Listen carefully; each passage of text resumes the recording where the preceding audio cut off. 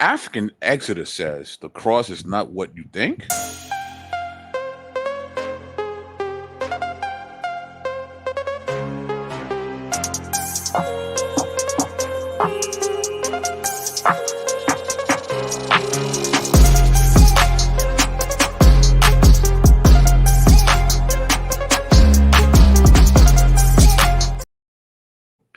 Yeah, what's going on, party people? The place to be. I go by the name of the BK Apologist, transmitting all the way live. New York is the city, Brooklyn is the borough. What's good? What's popping? Happy Friday. Happy end of the work week for each and all.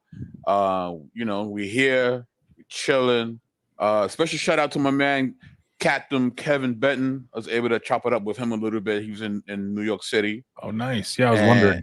yeah, we was able to chop it up for a little bit. You know what I mean? So it's always good to see, UA alumni, wherever we can. So shout out to our Captain America of the UA. You know what I mean? Right. And of course, we gotta say what's up to the party people in the chat. We got the DWC in the building. We got the incomparable, the indelible Nate 2D2. Oh, and Nate, you should be getting some in the mail pretty soon if you haven't gotten already. Just throw that out there. Damn. And yeah, man, I got you got to show love to the king of the mods. You know what I mean? For real. Yeah. Got to, man. I mean, yeah. If I could just, if I could just brag a little bit on Nate. Nate is just a selfless individual, man. He helps so many different channels. Yeah. It's like it's just amazing, man. It's just amazing, and what he does for the UA and behind the scenes. Because you always need, it's the unsung heroes, Right. that really make things pop. You know what I mean? And Nate's definitely that, and of course, he's also the eye candy of the UA as well. We can't forget that as well. Definitely. So we need his looks as well as his service for this movement to continue. So shout out to Nate 2D. Yeah. That's a great name. The eye candy of the UA. That's who he is, man. Love it. Every movement needs a face, and he's ours. You know what I mean? So yes. And of course, if you have not yet already, please like, share, and subscribe. I need it. I'm a poor little YouTube channel, and I need the help. I'll just be honest. I need the help. And tell a friend to tell a friend, tell all their friends that I'm here trying to defend the gospel. Amen. Me and my friends. And if you like the fact that I defend the gospel, you can show your appreciation via PayPal, where the link is pinned on top of the chat. Or if you'd like to be a monthly supporter, you can become a patron. You get an assortment of gifts. In fact, I got a few things I put up today that might be of interest to some and help you in your personal walk with God. So with that being said, I got one of the coolest people you will find. And I mean, his name says it all. Defeats the enemy. What's going on, sir? Nidosha. Ministry Ma'i Hagadesh. My name, you can see it here. The Ma'i Hagadesh means defeats the enemy in my Hidatsa language. Dosha Dosha Maragua, which means hello, my friends.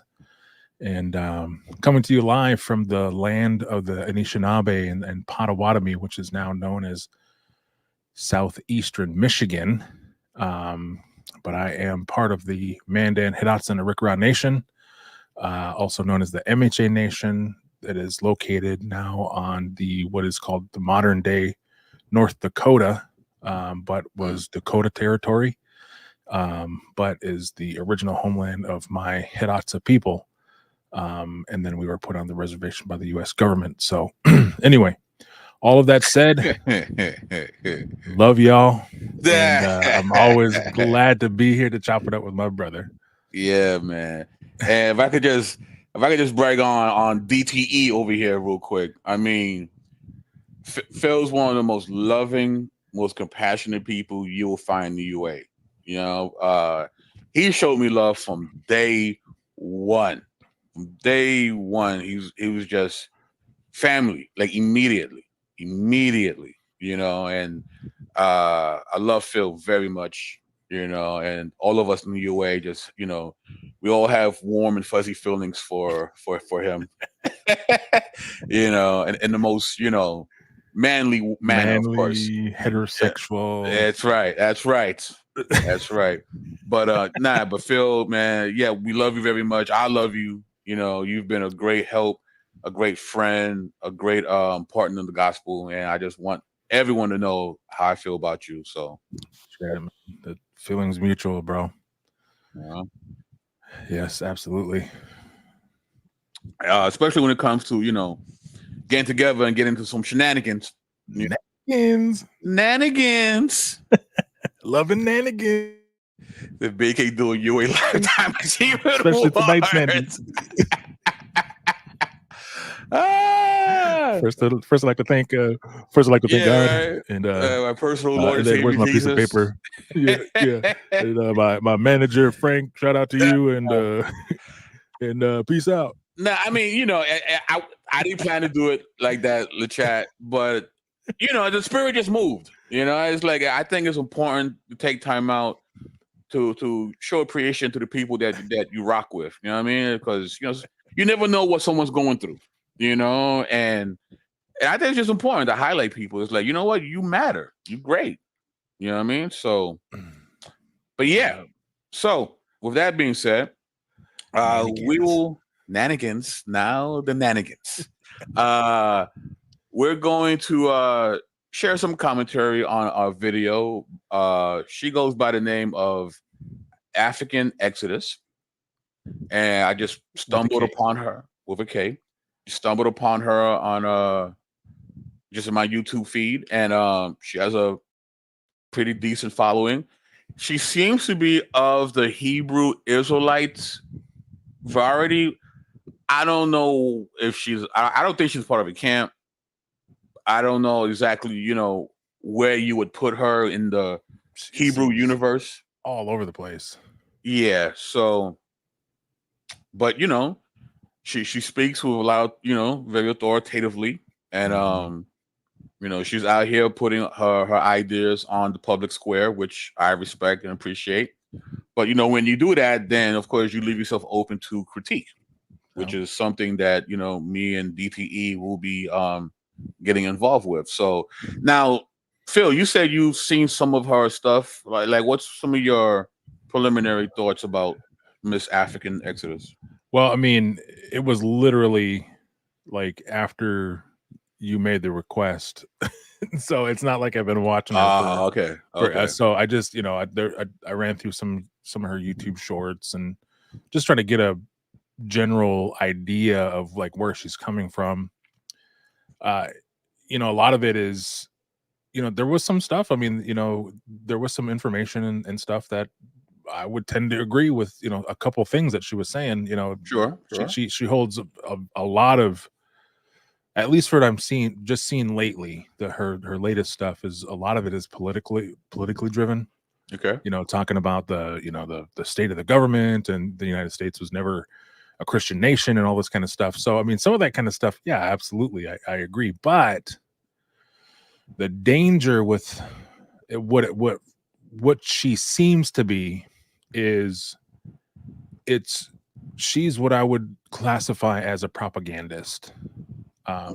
She uses those little pieces of actual information that are true and then runs them like into the ground and then uses them sort of out of context and to sort of build an alternative narrative on stuff. So folks like that, I mean, it's akin to like, you know, some of the stuff like Dane Calloway or whatever, you know, he's not a Christian or even faith driven by any means, but he takes factual information and sort of drives it into the ground and creates alternative narratives and stuff like that. So I just, you know, you just got to really be careful with especially people like that, because I mean, it's just, you know, it's dangerous. You're playing with fire when you take things in history and then try to create alternative narratives to it that are Right. completely outside the realm of anything in reality. Because I mean, I understand, like, you know, a lot of people have issue with me because I bring an alternative narrative to American history, but I'm telling it from the indigenous Native American perspective Right. and how we look at it as indigenous people, as you Right. know, as a consensus. But I'm not coming to you, and that's the other part of it too, is she's coming at it with some, you know, kind of the esoteric, secret, individualistic knowledge that only her or just her little splinter group holds, and so Right. that's what makes it dangerous. And it's a winning formula though when it comes to being a YouTube content creator. You know, when you sprinkle a little esoteric, and of course, you know, a nice dosage of, you know, Christian bashing, you know, Yeah. and you're off to the races, man. It's like we've seen so many people have such huge platforms based on just attacking Christianity, you know. So but you know, we're here, you know, with a Rebel Alliance, you know, and Yeah. we're gonna defend the faith, you know, from such attacks, and that's what we're gonna be doing tonight. So, with that being said, we're gonna play a clip, and then we're gonna get into it of her video, which is entitled "The Cross Is Not What You Think." All right, so it's the dress. It's so much of it is laden with paganism. So I wanted to pick one example though that kind of went over my head for a long time, because we could talk about the statues of the Jesus and Mary statues. We can talk about the nativity scenes. We could talk about the fact that you have these Catholic saints that are basically being deified. You can talk about all of that, and a lot of people can pick that out and say, I see, that's completely wrong.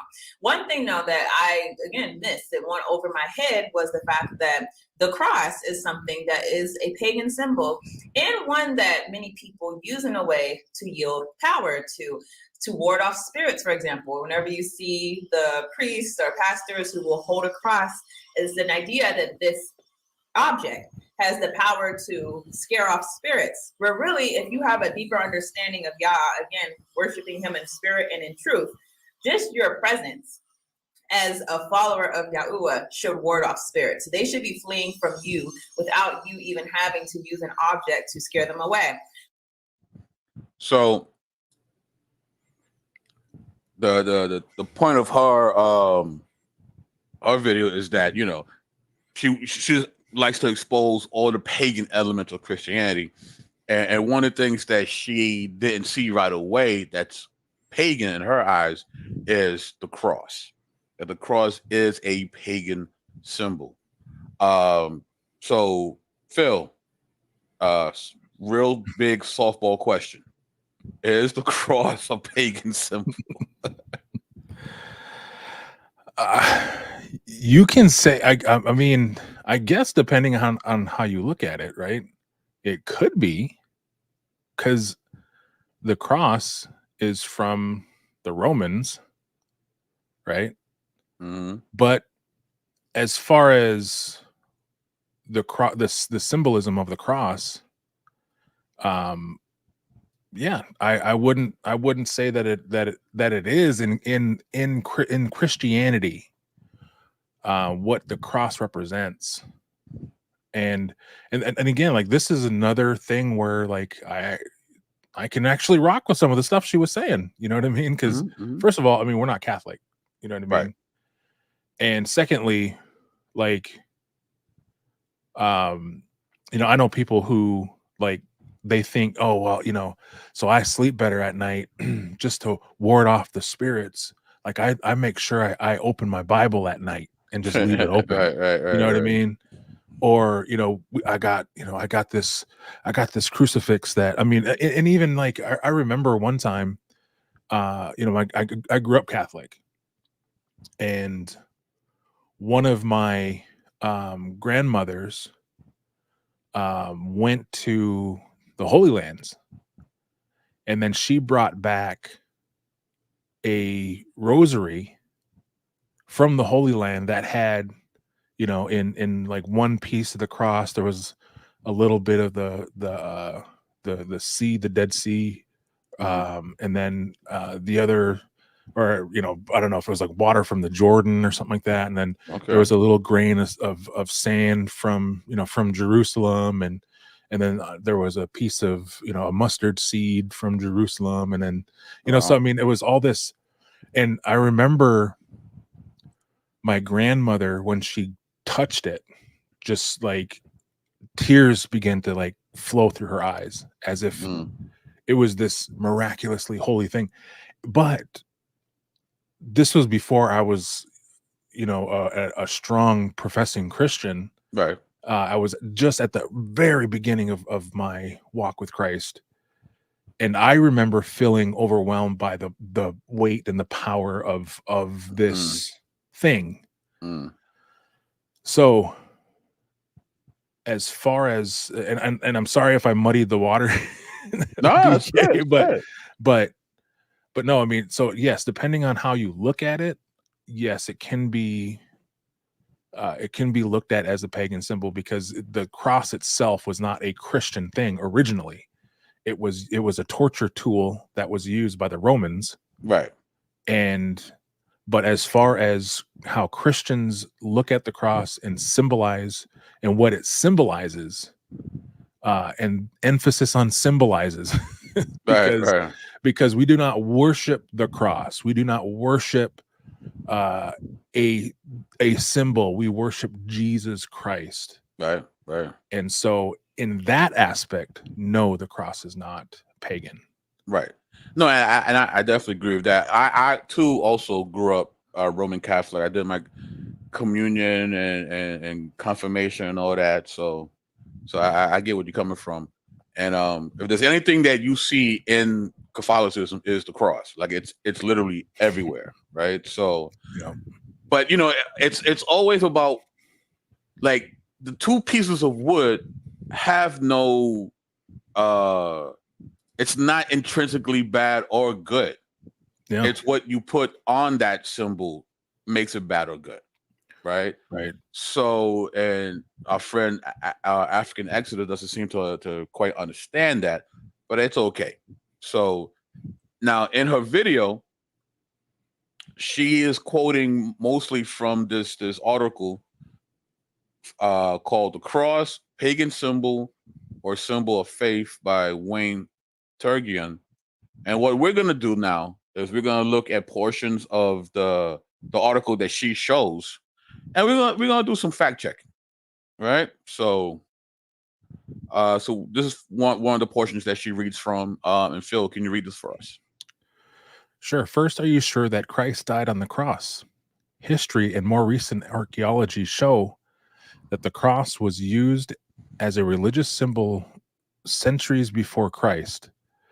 The shape of the two-beamed cross had its origin in ancient Chaldea and was used to represent the god Tammuz. Tammuz is the deified Nimrod, and the first man to lead the opposition against God after the Great Flood. Continue, please. He found the city of Babylon, and along with his wife, I'm not sure what that one is. Semiramis. I should know that too. That's familiar. Founded the pagan Babylon mystery religion, the origin of all false religion today. The Egyptians used crosses in abundance, and did the Hindus. Okay. Oh yeah. The British Museum, for example, exhibits statues of the ancient Assyrian kings wearing almost perfect Maldives crosses around their necks. Right. So in this passage, making a lot of claims here, right? That the cross originally comes from Babylon and it represents Tammuz and his mother/wife Semiramis, which began this Babylon religion. And that all these other ancient civilizations used the crosses, the Egyptians, the Hindus, and the Assyrian kings, right? So, yeah. So we're gonna look at this is from the Encyclopedia of Empire. It says the phrase Chaldean dynasty and the related quote Chaldean Empire, which are alternative historical names for the Neo-Babylonian Empire, right?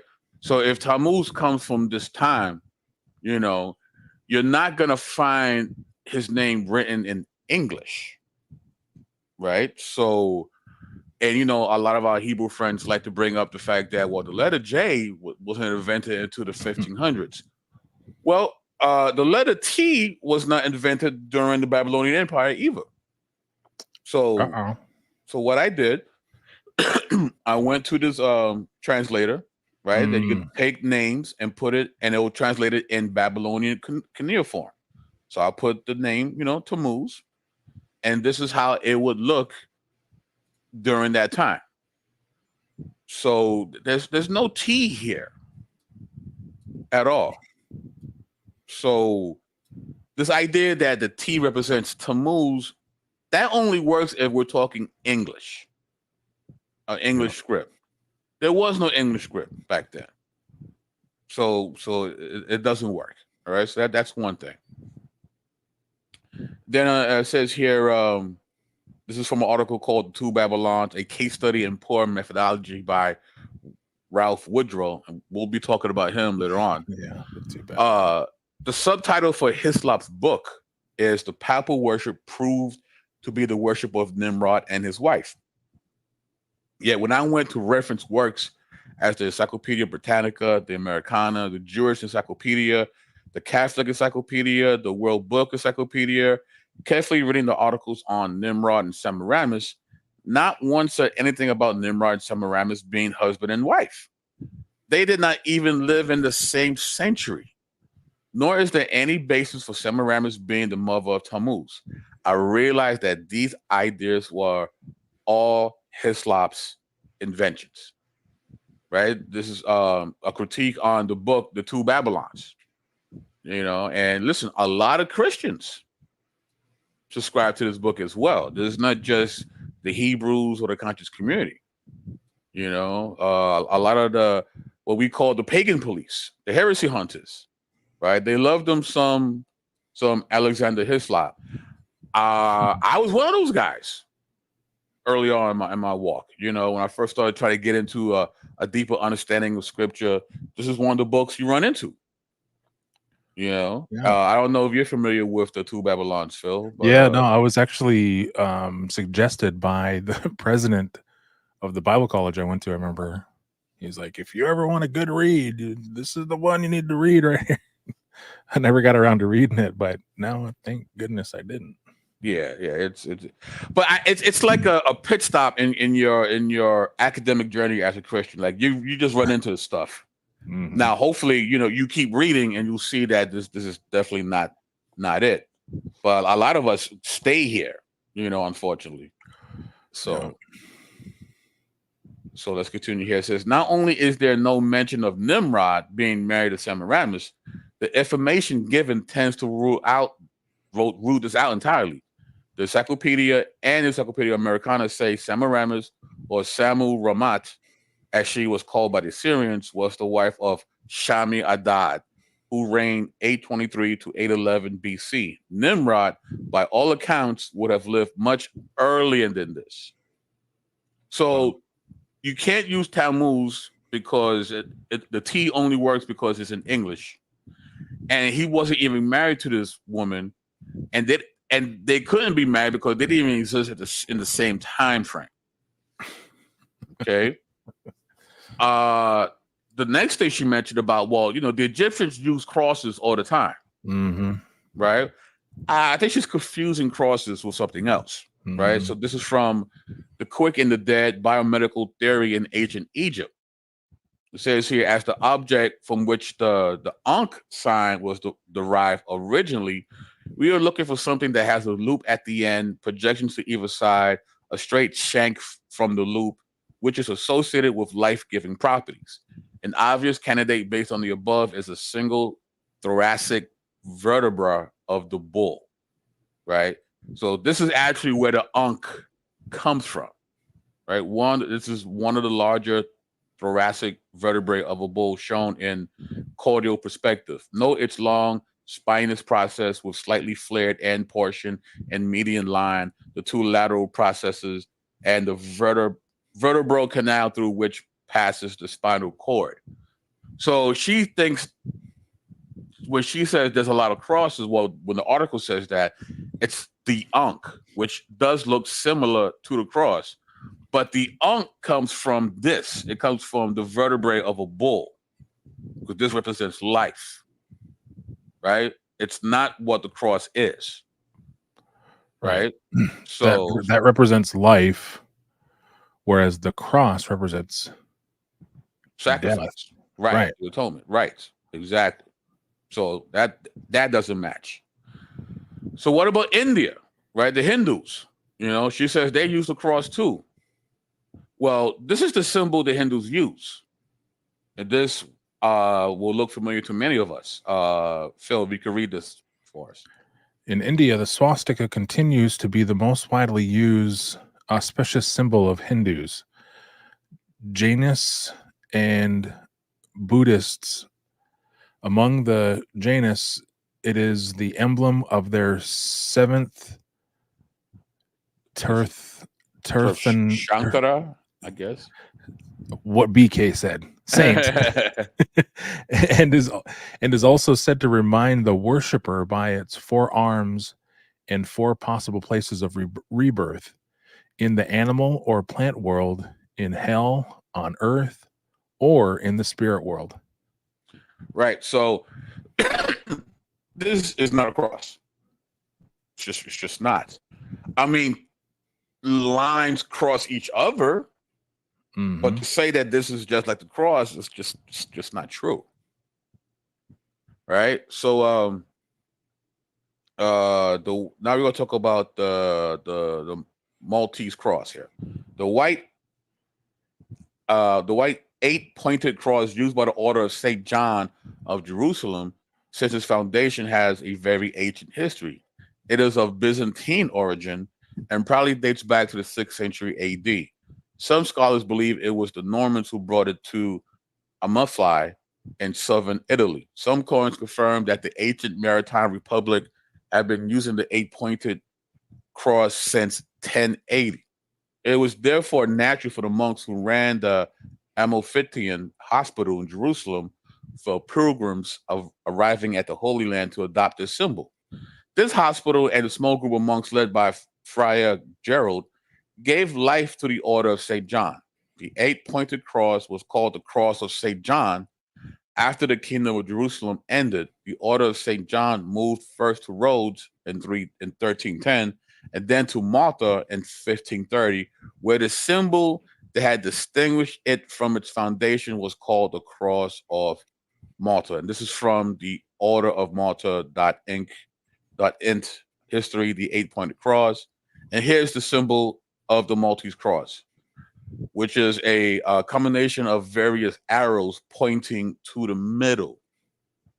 Again, it's not the cross, right, at all. It's just not.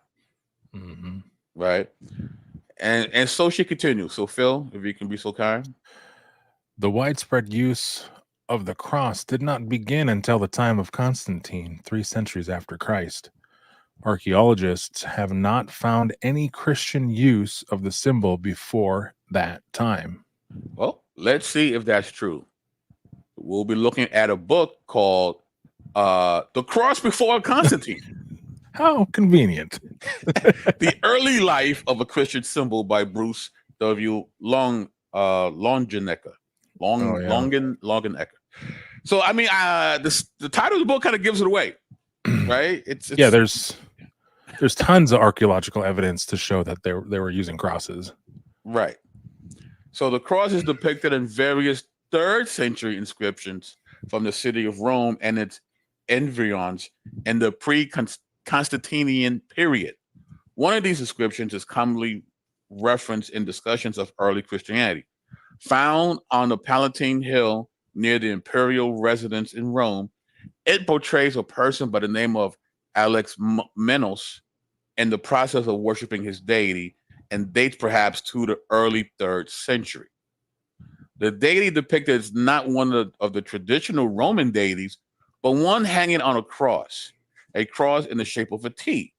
The tone of this inscription is one of mockery as seen by the fact that the inscriber has depicted the crucified deity as having the head of a donkey, referencing the view that Christians worship a donkey-headed deity.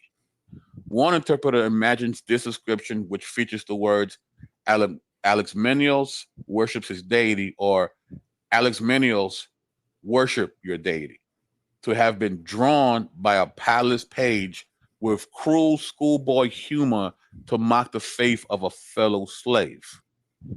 And here we have the actual inscription. Right? One of the earliest depictions of the cross, way before Constantine, and it was one made by non-Christians to mock Christians. Right? Actually, it goes on and says, does the Alexmenos inscription do more? Does it suggest that the cross is recognized as a Christian symbol prior to Constantine? Some, such as Felicity Harley McGowan, think that it does. In her study of early Christian depictions of crucifixion, Harley McGowan writes, this visual conception of a crucifixion suggests a pagan or a non-Christian's awareness of two things. Firstly, the significance of Jesus' crucifixion, at least in terms of it being a powerful and efficacious symbol.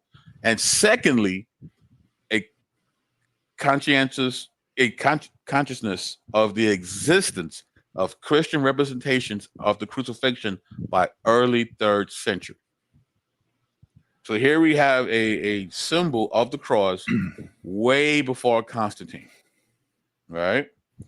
Although it is sometimes said that the cross is absent from the Roman Christian catacombs prior to the Constantinian era, in fact, crosses do make the rare appearance there. And the Lucina catacomb, whose origins date back to the middle of the 2nd century, one Greek inscription appears with the feminine name Rufina, followed by the name peace, much like our phrase rest in peace.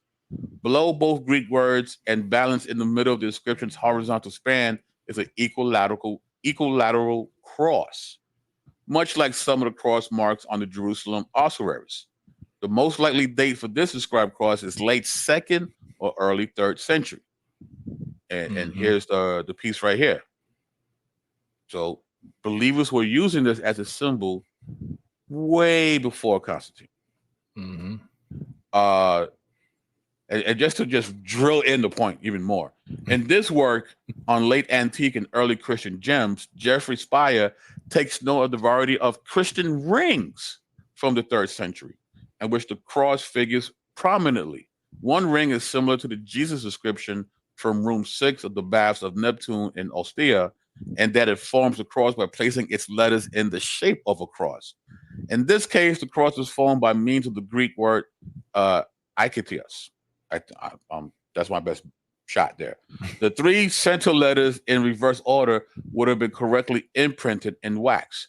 The 5 letters of that word appear in the shape of an equilateral cross in this Christian ring from the 3rd century, in which Jesus' devotion is placed front and center. And here's the ring. Here's the ring. So the cross was used as for mockery. It was used as a peaceful adornment for someone's final resting place, and it was used in rings way before Constantine. So this idea that nobody used the cross prior to him is blatantly false. Yeah, it's blatantly false.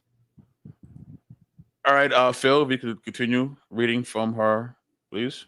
Oh, I was just getting ready to quote some scripture, but looks like this was teeing it up. This is teeing it up. But no, yeah, I mean, okay. So I'll read the scripture after this. The New Testament does not specifically describe the instrument upon which Christ died, but the following accounts all use the Greek word zulion, which can be translated as tree, but it can also mean a stick, club, or other wooden articles, according to Strong's. Right. So you want to share some verses, so we'll take a pause for the cause and go for it. Yeah. So let me do this real quick. Let's see. Yeah. So that uproots her. Okay, so Paul says this: have this mind among yourselves, which is yours in Christ Jesus, who, though he was in the form of God, did not count equality with God a thing to be grasped, but emptied himself by taking the form of a servant, being born in the likeness of men, and being found in human form, and he humbled himself by becoming obedient to the point of death, even death on a cross. Right. And the cross here is not the word that she just claimed it was in this passage. So I wish I had a different apparatus open. But so go ahead. I'll try to pull up what the but it says here it is a pole placed in the ground used for capital punishment, cross. Well, that's the whole thing, right? So she says that she's getting this quote. Well, the article that she's reading from is getting this from Strong's, right? Well, when you look at Strong's concordance, right, and he says usage. Phil, can you read where it says usage? Usage: anything made of wood, a piece of wood, a club, and or any other wooden objects. Psych.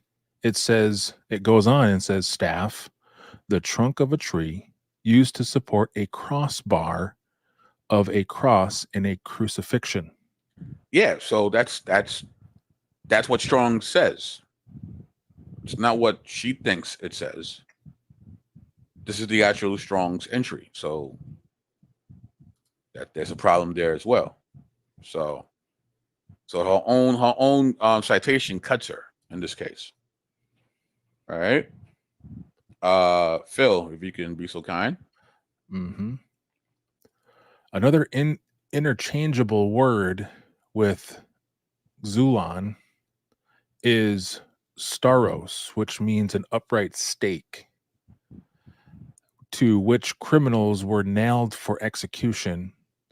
The companion Bible, has this to say on the subject. All right. So the companion Bible is written by E.W. Bullinger. Okay. And this is an article from Is the Cross a Pagan Symbol? Answers to Jehovah's Witnesses by Robert M. Bowman. So this is an argument that Jehovah's Witnesses make. Yeah, okay? Actually, because I'm actually familiar with them. They argue that the cross, because they don't want to get into some of the stuff that she's dealing with, the Jehovah's Witnesses completely want to wash out any kind of symbolism, right? And I mean, I get that part, right? So they don't want it to stumble any of their members or whatever. So I mean, I can understand that. But what they argue is that he was nailed to the stake, or he was nailed. So they don't use cross in that. So they prefer the word tree.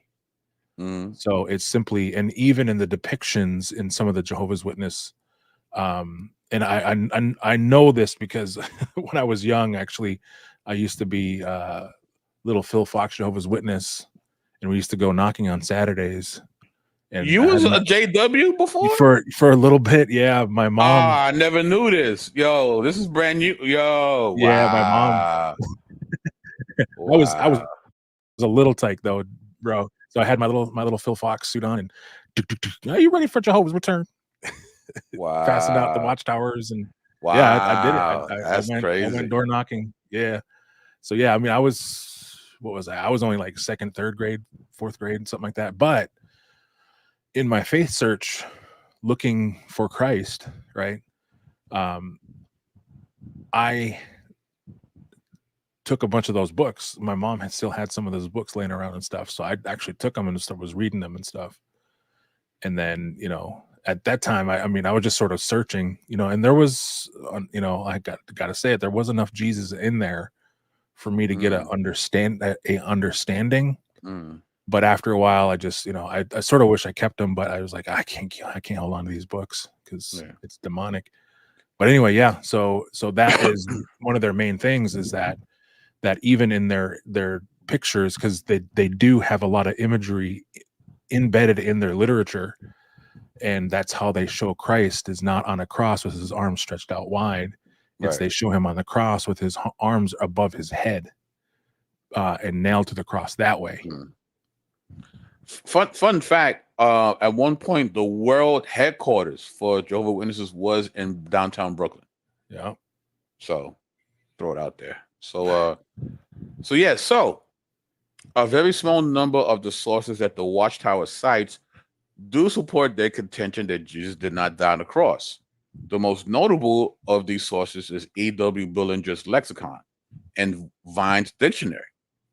Bullinger, though a competent scholar, was a controversial theologian who was rather notorious for his extremely idiosyncratic interpretations of the Bible on various issues, and for his advocacy of several dubious claims: the gospel revealed in astrology, flat earth theory, and more.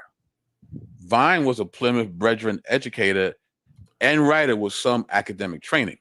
The claims made by Bullinger and Vine have been thoroughly debunked by more recent historical and biblical scholarship pertinent to the cross. So her, trying out this companion Bible, I mean, it's coming from a guy who is considered a scholar, but has said some things that just don't really fly well, especially when it comes to this idea of the cross not being a cross. It's been debunked. This is old news. Okay, this is old news. Yeah. Phil, if you can continue reading here. It says, what does worship of Tammuz have to do with the sign of the cross? According to historian Alexander Hislop, here we go. Yep. Tammuz was intimately associated with the Babylonian mystery religions begun by the worship of Nimrod. So here we get to, where is this article really getting this information from? And it's getting it from our friend Alexander Hislop, The Two Babylons. And in the book called Can a History of Israel Be Written by Lester A. Karabi? Naive history is history which takes the sources at face value. There are all sorts of naive history, including ideological writings, which take sources at face value because they can be exploited in support of their ideology. A good example of this 19th century anti-Catholic work of Alexander Hislop, The Two Babylons. Hislop attempted to demonstrate that the Catholic religion was the result of a millennial-old conspiracy dating from the time of Nimrod of Genesis. Hislop equated Nimrod with Ninus of legend. This allowed him to introduce Semiramis, although no woman is associated with Nimrod in the biblical text, and make her mother of all harlots, a role that he also assigned to the Roman Catholic Church.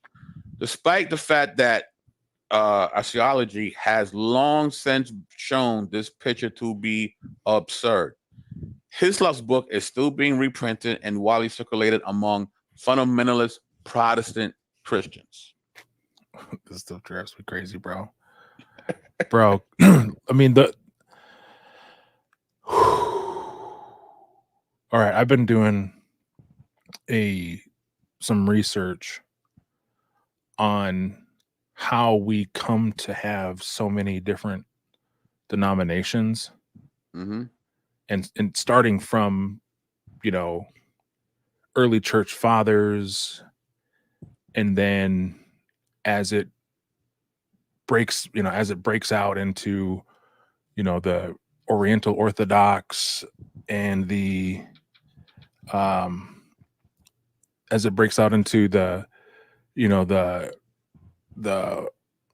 I keep wanting to say the ancient Near East. I'm sorry, my phone just rung, so got distracted. But anyway, as it breaks off into into the Catholic Church, the Oriental Orthodox, the Eastern Orthodox, there's all these different branches, and even just the branch of the Catholic Church, not even looking at any of the Eastern Eastern Christian faiths, you know, including the Coptic and all these different faiths. Just even the Catholic alone, people think the Catholic Church was just one large group, but no, there was different ideologies, especially as the church was growing in power, and the church was growing, and the church was splintering, and you know, there was backdoor deals being happening, and handshake deals, and again, more ideologies were springing up, and so it wasn't just, it's not just this well-oiled machine where some conspiracy can just live. Like, it would take an enormous amount of ability to communicate. So please remember that, fam. Like, church history isn't as clean as people make it out to be. Church history was complicated. It was dirty. It was political. It was a matrix of crossing ideologies and trying to keep this thing together. Like, it was like Christianity was bursting at the seams with heresies and all of these different battling ideologies all through church history, just like it is today. And actually, we have a hand up on them, because imagine how slow information used to run back then.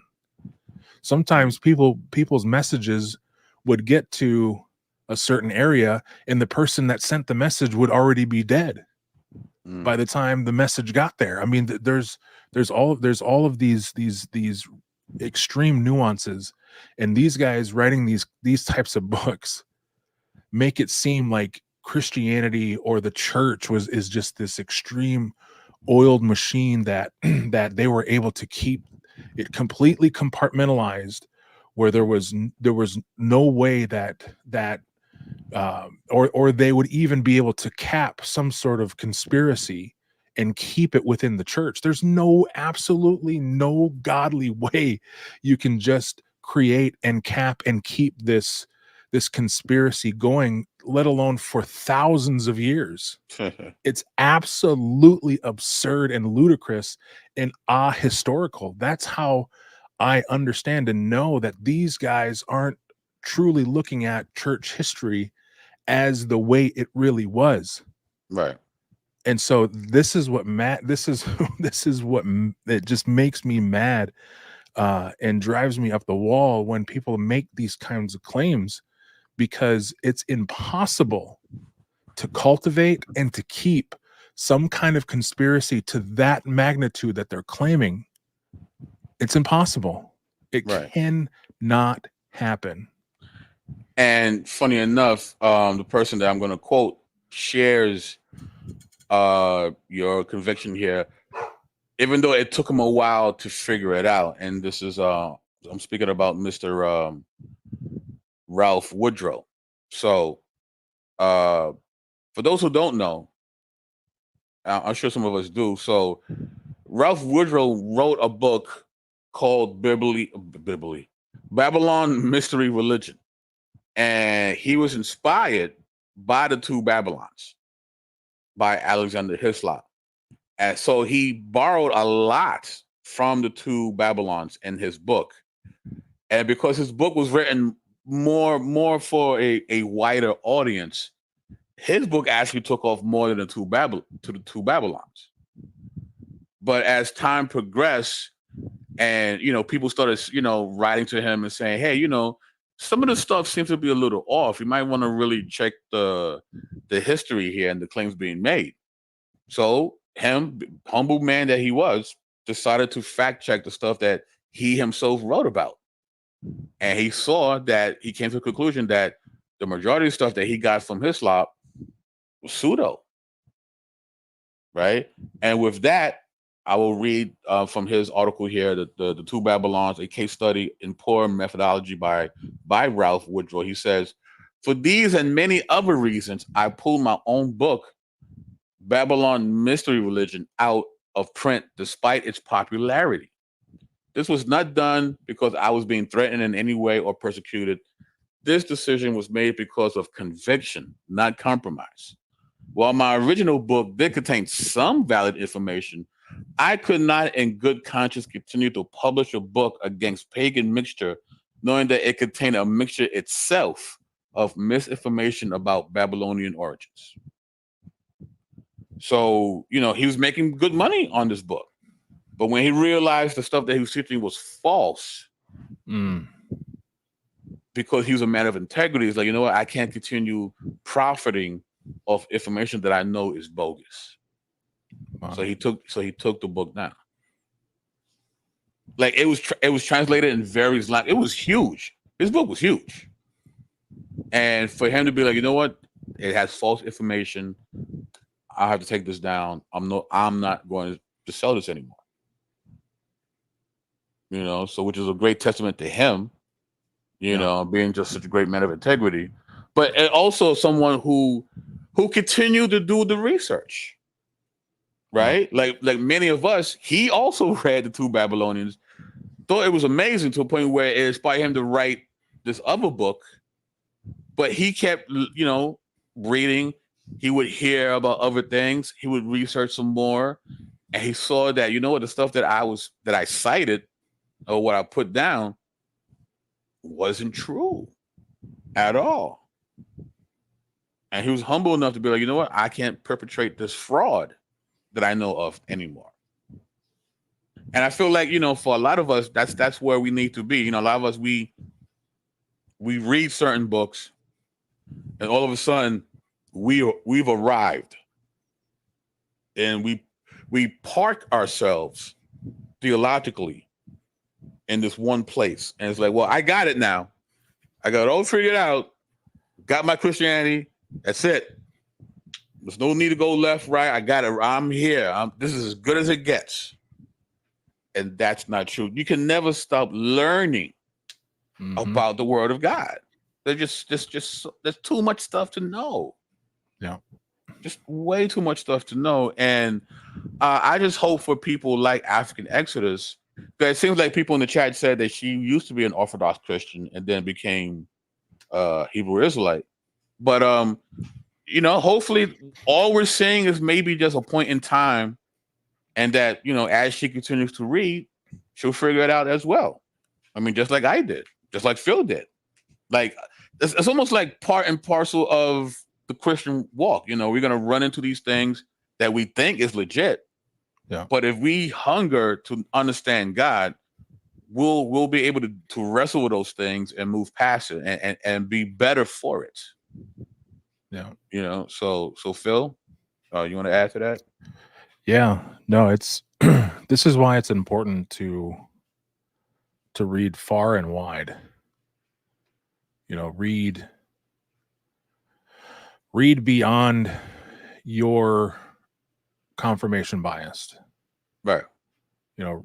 Read beyond, and even read descending, commentators. Read across the aisle. Read folks that you disagree with.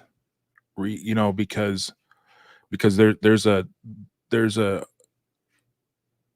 what I'm seeing a lot in especially in this YouTube streets, and even amongst us Christians, right? I mean, we've been dealing with something, sort of in the background. It's still in the public, but of Christians doing this to other Christians, where they're misrepresenting, they have their bias, and instead of dealing with things theologically and logically, theologically, and also just for the sake of steel manning, you made mention to that on a private call. We need to, you need to understand the things you're talking about before you just run out and make a YouTube video. Yep. Like it's imperative, because especially if you have any kind of following. The fact that BK Apologist has 4,000 plus subscribers, because I have 4,000 plus subscribers, that's not a small number. That's a large influence.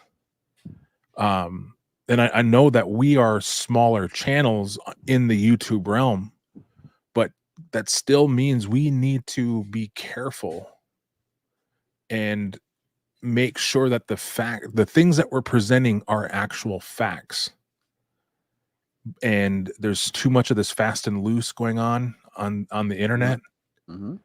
And it does suck, because the amount of work that I know that BK puts in, that a lot of the UA, like we ride with integrity when it comes to presenting information.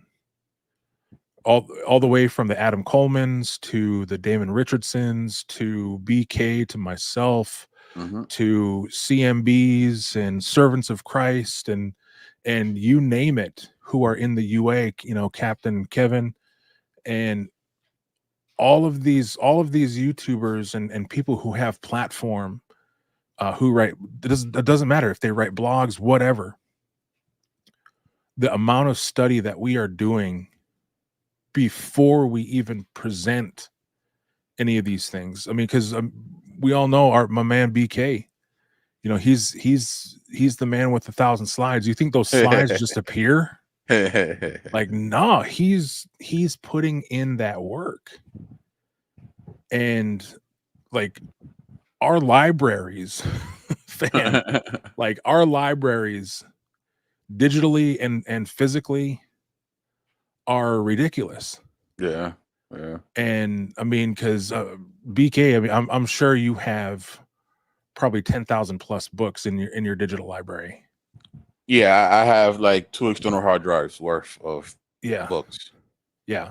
And I mean, I'm the same way. I mean, and all of us know. I mean, we all, and because we all sort of, we all share and are recommending books and cross-referencing information and fact checking one another. Like that's what we help provide one another and to try to give, so that way you who are here live and those of you that may be listening in the future, yeah, what does BK mean? Yeah, it means Brooklyn.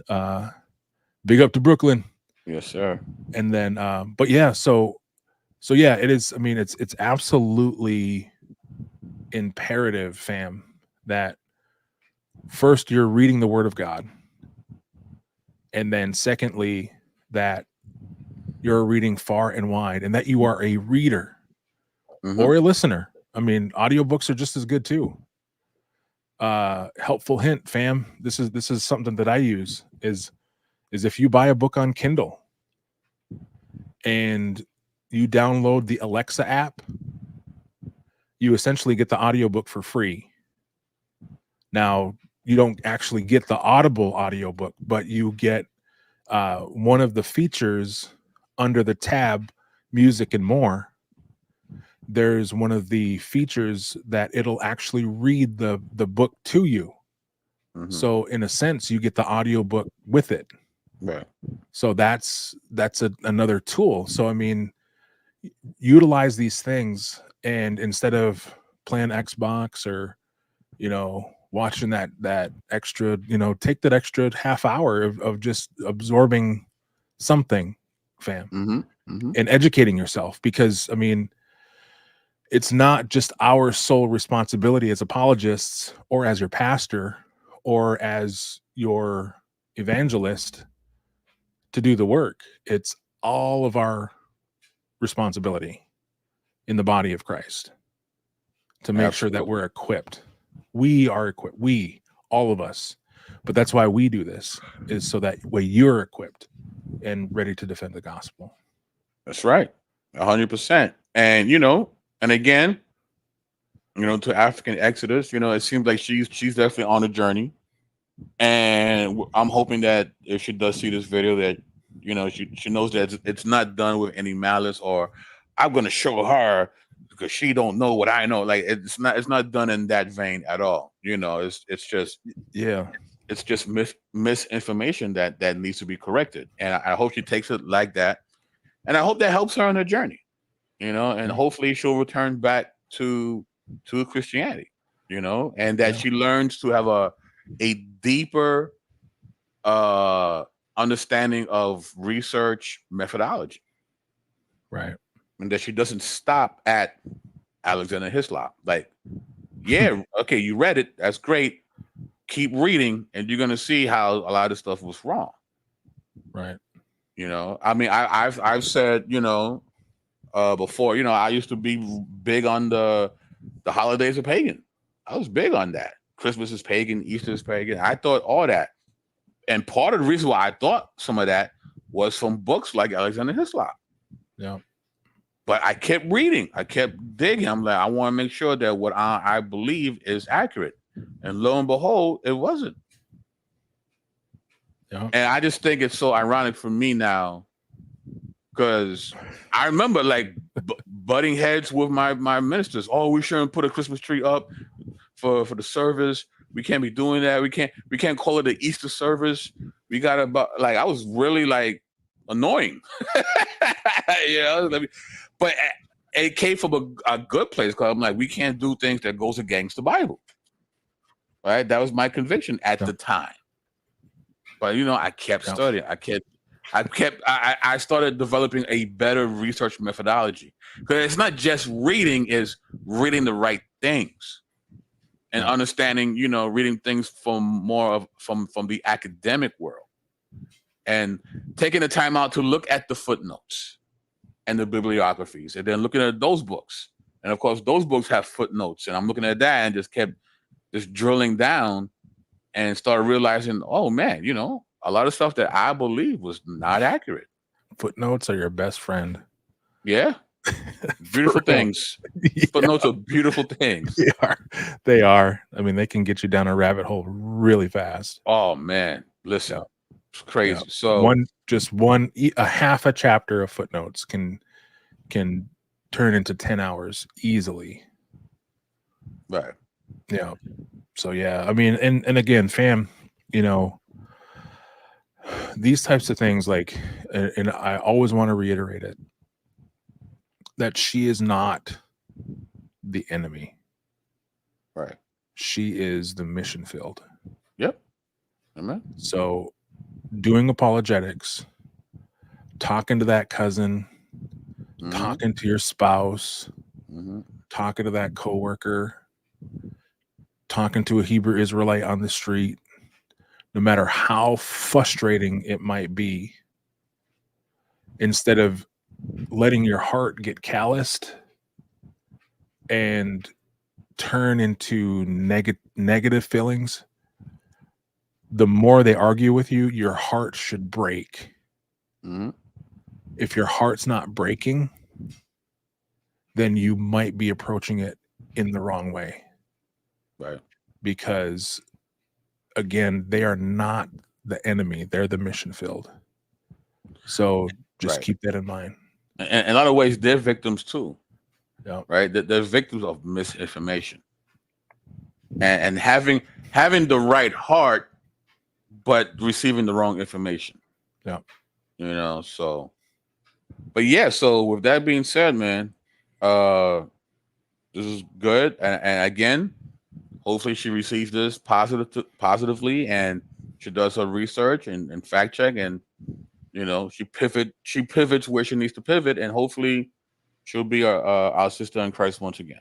Right. So, so with that being said, DTE and BK signing off. Peace.